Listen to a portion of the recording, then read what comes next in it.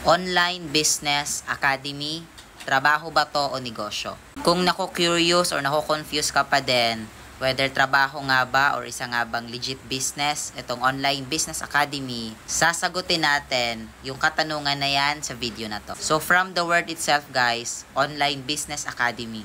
So meaning, negosyo talaga itong ginagawa natin. Kaya lang naman siya naku-confuse or nalilito yung iba kasi nga may task tayo na gagawin. Which is, akala ng iba freelance or virtual assistant yung ginagawa. Pero yung pinaka-main task kasi natin dito is mostly nagsiset ng appointment using the script na ipaprovide namin doon sa mga local and international clients natin na sila na po mismo yung lalapit sa'yo kasi nga may automated system. Now, the question is, kung online business to, bakit pwede i-part-time? Kasi guys, pag sinabi nating negosyo, ikaw yung may hawak ng oras mo. Hindi to katulad ng trabaho na may fixed schedule kung kailan ka lang mag-duty. Pwede mo tong gawin basta bakante ka at available ka. Depende na sa'yo kung gaano kahaba yung oras na ibibigay mo. So hopefully, nasagot natin yung tanong na yan at kung ikaw ngayon gusto mo din na mag-start dito, i-follow mo na ako at mag-subscribe ka na para updated ka sa next videos natin.